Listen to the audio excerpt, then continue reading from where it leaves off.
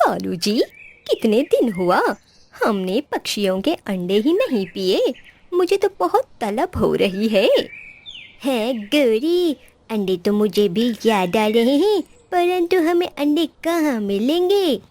कालू जी, मैंने सुना है रानू चिड़िया ने अपने घोंसले में 11 अंडे दिए हैं। परंतु गौरी, वो अंडे हम चोरी नहीं कर सकते। तुझे नहीं पता रानू चिड़िया और उसका पति टुन्नू चिड़ा कितने होशियार हैं। होशियार होंगे अपनी जगह, परंतु मुझे वो रानू चिड़िया के अंडे पीने ही पीने हैं। ठीक है, लेकिन हम उसके अंडे कैसे चोरी करेंगे? चिड़िया के अंडे चोरी करने से पहले हमें तालाब के किनारे एक घोंसला बना लेना चाहिए कालू जी। फिर से घोंसला? न बाबा, मैं घोंसला बनाने के लिए नहीं आऊंगा। किस निकम्मे और आलसी कौवे से मैंने शादी कर ली। पता नहीं मैंने क्या देखकर इससे शादी के लिए हाँ किया था। अरे अरे गौरी, अब तुम गुस्सा मत होना, ठीक है? मैं वहाँ पर घोंसला बनाने में तुम्हारी मदद करूँगा, परंतु बता सकती हो वो घोंसला हम क्यों बनाना है? कालू जी, आपको हर सवाल का जवाब देना जरूरी है। जैसा मैं बोलती हूँ वैसे ही करना। तुम लकड़ियाँ इकट्ठा करके ला लेना, मैं तालाब के किनारे घोंसला बनाती हूँ। इधर दूसरी तरफ रानू चिड़िया ने अपने घोंसले में 11 अंडे दिए थे। टुन्नू जी, हमारे घोंसले में अब 11 अंडे हैं। हमारे 11 सुंदर सुंदर बच्चे निकल कर आएंगे। मैं तो बहुत ज़्यादा खुश हूँ। रानो, इन बच्चों का मैं भी बहुत बेसब्री से इंतजार कर रहा हूँ। जब ये बच्चे आएंगे मुझे पापा पापा कहकर पुकारेंगे। रानो, मैं तुम्हारे लिए भोजन ले आता हूँ। तुम इन अंडों को गरमाइश देना और इन अंडों का ख्याल रखना। इधर बहुत दुष्ट पक्षी भी फिरते हैं। टुन्नू जी, आप मेरी चिंता मत करना। मैं इन अंडों को गरमाइश देने के साथ साथ मैं इनका ख्याल भी रखूंगी। टुन्नू चिड़ा अपनी पत्नी की बातें सुनकर वहाँ से भोजन लेने के लिए जंगल की ओर निकल जाता है। इधर दूसरी तरफ हरियाली तोती अपने घोंसले के लिए लकड़ियाँ इकट्ठा कर रही थी। बाबा रे बाबा, ये कितनी मुश्किल हो गई है। पिछली दफा मैंने काफी पतली लकड़ियों का घर बनाया था और बारिश के मौसम तक मेरा घर नहीं टिक पाया। इस बार मुझे काफी अधिक मोटी लकड़ियां ढूंढनी होगी, तभी जाकर मेरा घर अगले बरसात तक मजबूत रहेगा। ऐसा कहकर हरियाली तोती इधर से उधर से इधर लकड़ियां ढूंढने में मसरूफ रहती है। हरियाली तोती बहुत सारी लकड़ियां इकट्ठा कर लेती है। चलो, अब मैंने बहुत सारी लकड़ियां इकट्ठा कर ली हैं। काफी देर से मैं लकड़ियों की तलाश कर रही थी। मैं अब काफी थक चुकी हूँ, थोड़ा सा आराम कर लेती हूँ। हरियाली तोती पेड़ पर जाकर थोड़ा सा आराम कर लेती है। कालू कौवा उड़ते उड़ते उन लकड़ियों के पास तक पहुँच जाता है। अरे वाह, ये तो मेरी बल्ले बल्ले हो गई। देखो, किसी ने लकड़ियाँ इकट्ठा करके यहाँ पर रखी है। अब मुझे कोई काम करने की जरूरत नहीं। इन लकड़ियों के पीछे मैं कहाँ कहाँ मारा मारा फिरता रहूँ। हे ऊपर वाले, तूने मेरी कितनी मदद कर दी। अब मैं ये लकड़ियाँ ले जाकर गौरी को दिखाऊंगा।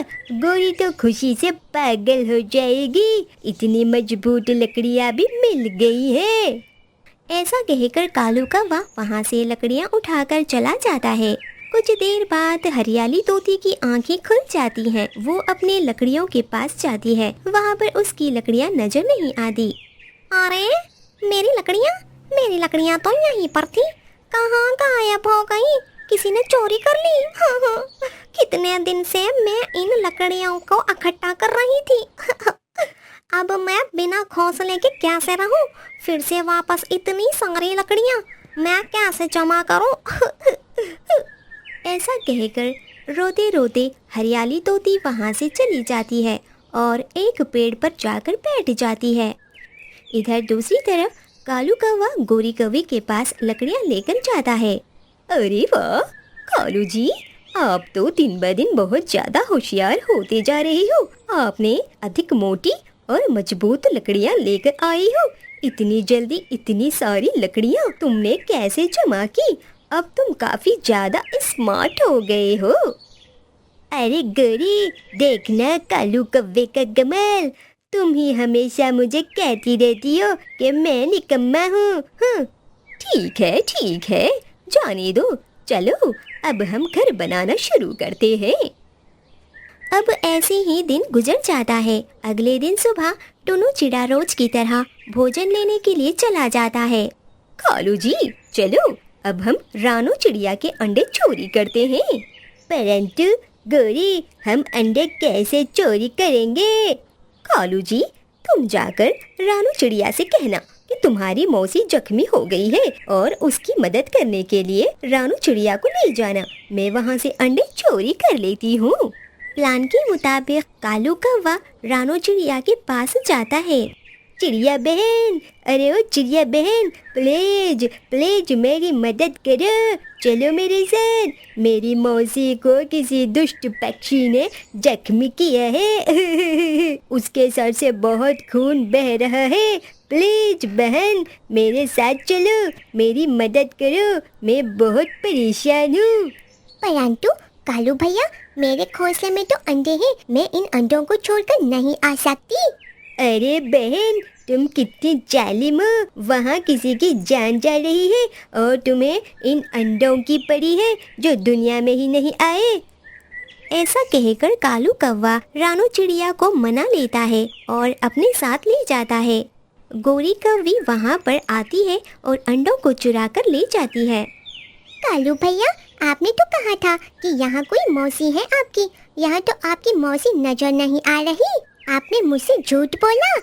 अरे अरे अरे अरे नहीं बहन, नहीं, यहीं पर थी मेरी मौसी। उनके सर पर चोट आई थी, बहुत खून बह रहा था। पता नहीं यहाँ से मेरी मौसी को किसने ले गया। हे भगवान, अब मैं क्या करूँ? मैं कहाँ जाऊँ? मौसी, तुम कहाँ चली गई? ऐसा कहकर कालू कौवा वहाँ से चला जाता है। रानू चिड़िया अपने घोंसले के पास वापस आती है और वहाँ से अंडे गायब हो जाते हैं।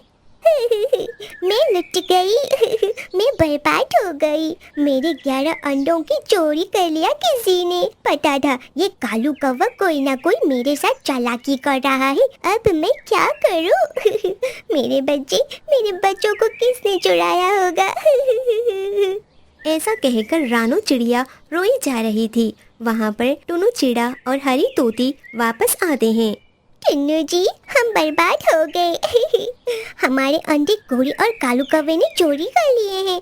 अब हम क्या करें? चलो हम गोरी और कालू कौवे के घोंसले के पास चलते हैं। ऐसा कहकर वो तीनों घोंसले के पास जाते हैं, परंतु वहाँ पर गोरी और कालू कौवा नहीं रहते। टुन्नू जी, यहाँ पर तो गोरी और कालू कौवा ही नहीं है। कहाँ गए होंगे?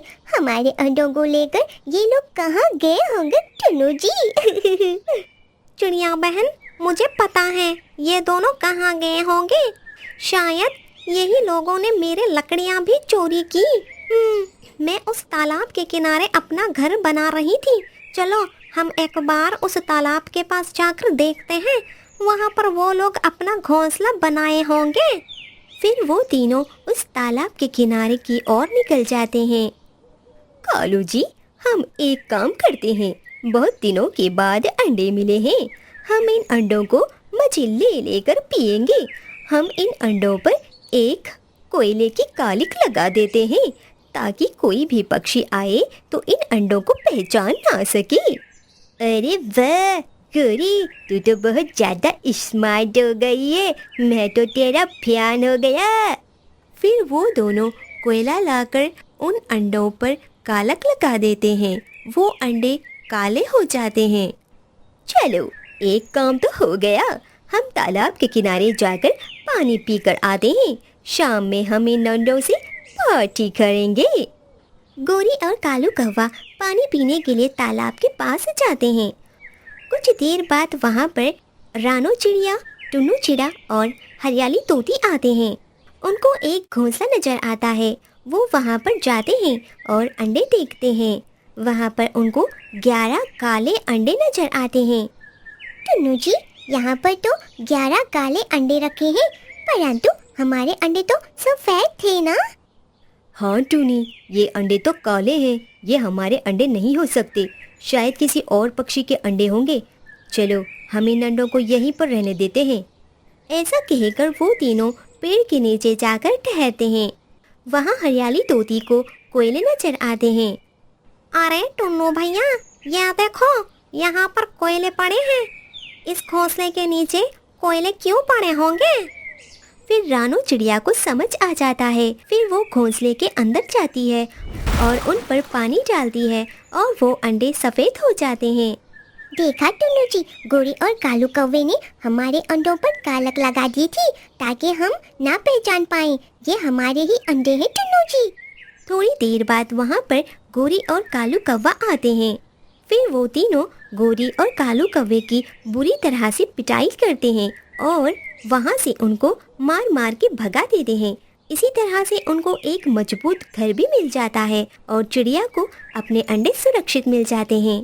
प्यारे दोस्तों, अगर आप लोगों को कहानी पसंद आई हो तो प्लीज़ हमारी वीडियो को लाइक करें, चैनल को सब्सक्राइब करें। आपका धन्यवाद।